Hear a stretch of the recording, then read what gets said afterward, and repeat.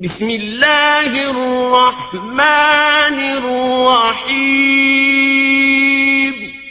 اللہ کے نام سے شروع جو نہایت مہربان رحم والا۔ منظر نہیں بھولتے۔ مالک اشتر کی بیٹی نے بھی کہا کہ مولا یہ منظر میں کبھی نہیں بھول سکتی، اور اپنے شہید باپ کی قسم کھا کے یہ اعلان کرتی ہوں کہ اس کا انتقام لوں گی۔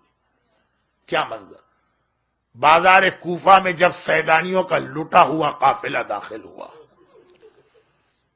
عجیب منظر تھا۔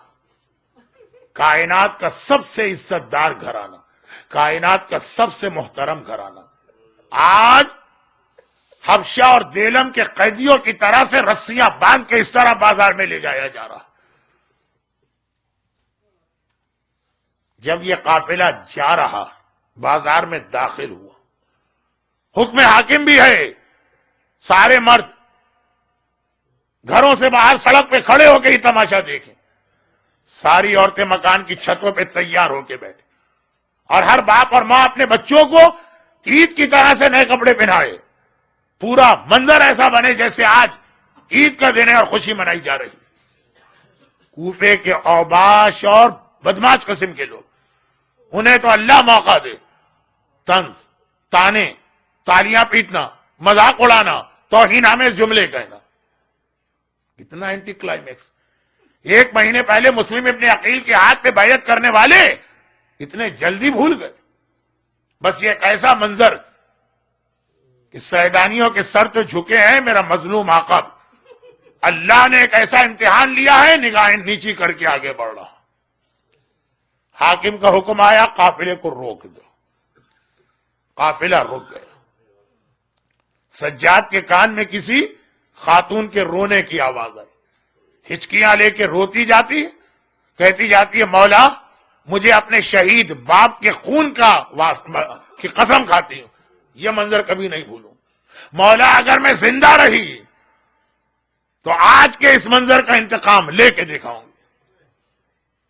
آقا سجاد نے چہرہ بلند کیا، پتہ چلا قریب کا مکان، اس پر ایک عورت، حاکم کا حکم ہے اس لیے وہ بیٹھی تو اسی طرح ہے جیسے باقی عورتیں بیٹھی، مگر آنکھوں سے آنسوؤں کا ایک ایسا سمندر بہ رہا ہے، روتی جاتی ہے مولا۔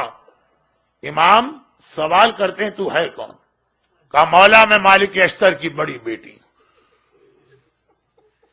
اہل بیت کی محب ہوں، لیکن کبھی سوچا بھی نہ تھا کہ میرا آقا اور مولا میرے شہر میں آئے گا تو اس حالت میں آئے گا اور میں آقا کی کوئی خدمت بھی نہیں کر پاؤں گی، لیکن میں اپنے شہید باپ کی قسم کھا کے کہتی ہوں انتقام لینا۔ اور اس مالک اشتر کی بڑی بیٹی کا اتنا اہم حصہ ہوا ابراہیم کو کنونس کرنے میں، یہ مالک اشتر کی بیٹی۔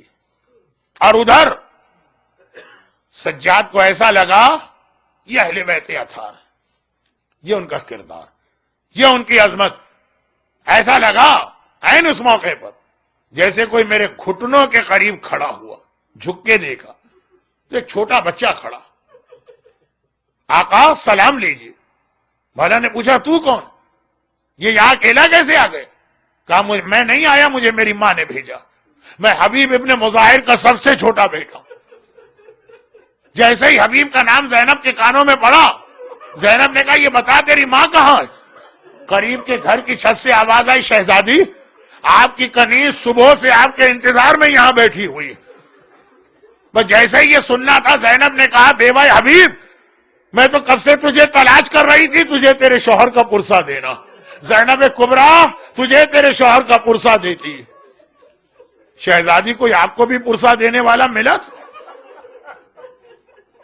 زینب کو پرسہ دینے والا تو کوئی نہ ملا، چادر چھیننے والے بے شک تھے، کوڑے برسانے والے بے شک تھے، بازوؤں میں رسی باندھنے والے بے شک تھے، لیکن جہاں سے مختار نامہ شروع ہوا آخری جملے وہیں پہ لا کے ختم کر رہا ہوں۔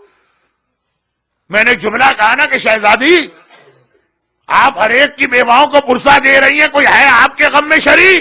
تو ہاں ہے تو کوئی۔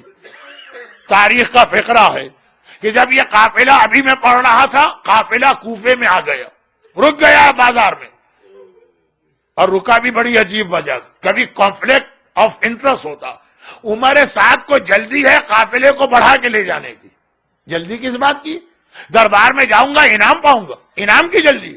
اور ابن زیاد کہتا ہے خبردار قافلے کو جلدی نہ لانا، بازار میں روک دینا.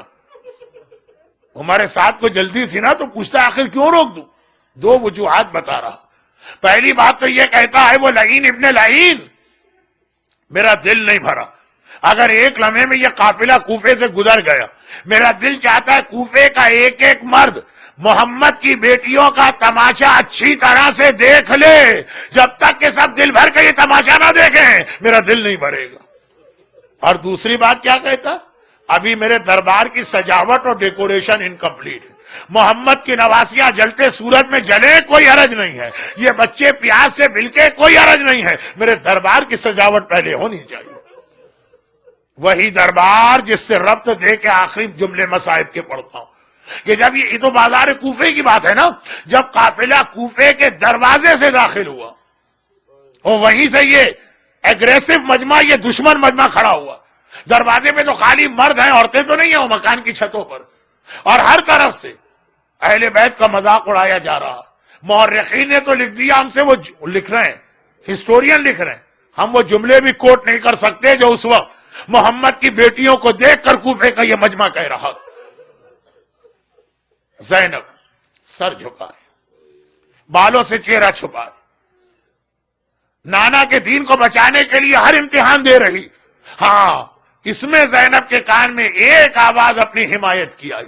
جب زینب نے سنا کوئی میرے بھیا کو سلام کر رہا ہے، السلام علیک یا ابن رسول اللہ، زینب گھبرا گئی. اس وقت دروازے پہ جو مجمع کھڑا ان میں کون ہے جو میرے بھائی کو سلام کرے؟ چاروں طرف دیکھا کوئی نظر نہ آیا، مگر دوسرا سلام زینب کو کیا گیا. کوئی ہے جو زینب کا ساتھ دے رہا ہے. آواز آ رہی ہے السلام علیکی یا بنت رسول اللہ، اور رسول کی بیٹی آپ بھی میرا سلام لیجئے. اب زینب نے پھر دیکھا یہ آواز کہاں سے آئی. اب پہچان لیا کوفے کے دروازے پر بے سر کا ایک لاشا لٹک رہا. سر کاٹا جا چکا ہے. لاشے میں سے پہلے حسین کے نام سلام آیا، اب زینب کے نام سلام آیا. زینب نے سوال کیا اے مظلوم بے گناہ جسے باب کوفہ پہ باندھ کے لٹکایا، شہید کر کے لٹکایا گیا، تو ہے کون؟ اس بے سر کے لاشے سے آواز آئی شہزادی شاید آپ نے مجھے نہیں پہچانا، میں آپ کا سفیر مسلم ابن عقیل، 1 مہینے سے کوفے کے دروازے پہ اس انداز سے میرا لاشا لٹک رہا ہے. میں آپ کا انتظار کر رہا تھا، میرا آقا آئے سلام کروں، میری شہزادی آئے سلام کروں. اور جب یہ جو 2 جملے آپ نے سن لیے تو آخری جملہ سن لیجئے. کربلا کے بعد شہر مدینہ میں ایک آدمی آ کے کہتا ہے مولا سجاد میں اس دن بھی ابن زیاد کے دربار میں تھا جس دن آپ کا چچا قیدی بنا کے لایا گیا، اور میں اس دن بھی ابن زیاد کے دربار میں تھا جس دن آپ قیدی بن کے آئے. ترتیب دیکھی نا، کوفے کے دروازے کے مصائب، پھر بازار کوفہ کے مصائب. اب سنیے خود دربار میں داخل ہوئے اہل بیت. مولا میں دونوں دن تھا، میں نے مانا آپ کا چچا مسلم بہت بہادر ہے، بہت شجاع، مگر مولا ایک چیز سمجھ میں نہیں آتی ہے، آپ امام زمانہ ہیں، آپ ان سے زیادہ بہادر ہیں. جب آپ کا چچا آیا کس شان کے ساتھ آیا تھا، لگ رہا تھا ہاشمی شہزادہ آ رہا ہے. ہاتھ بندھے تھے، سارا بدن زخمی تھا، ہونٹ کٹے تھے، دانت ٹوٹ چکے تھے، مگر سینہ تان کے آئے، کمر سیدھی کر کے آئے، چہرہ اٹھا کے آئے. ابن زیاد کی آنکھوں میں آنکھیں ڈال کے بات کر رہے ہیں، لگ رہا ہے علی کا داماد ہے. اور جب آپ آئے، آپ تو مسلم سے زیادہ بہادر ہیں. مولا جب آپ آئے تو میں نے دیکھا آپ کا سینہ سکڑا ہے، کمر جھکی ہے، چہرہ نیچے ہے، آنکھیں زمین پہ لگی ہیں. مولا آپ مسلم سے زیادہ بہادر، مگر یہ فرق کیوں ہو گیا؟ بس سجاد کا جواب سنیے. میرا مولا کہتا ہے تو نے سوال نہیں کیا ہے، میرے سینے میں تیر کھینچ کے مارا ہے. ہائے تو نے یہ تو دیکھا میرا چچا سینہ تان کے آیا، آنکھوں میں آنکھیں ڈال کے بات کر رہا ہے، مگر یہ خیال نہ کیا وہ اکیلا آیا تھا، وہ تنہا آیا تھا. لیکن آئے جب میں دربار ابن زیاد میں پہنچا، نگاہیں کیسے بلند ہو، محمد کی نواسیاں میرے ساتھ ہیں، علی اور فاطمہ کی بیٹیاں میرے ساتھ ہیں. ہائے میری بہنیں اور پھوپھیاں ننگے سار دربار کے بلوے میں لائی جا رہی. سجاد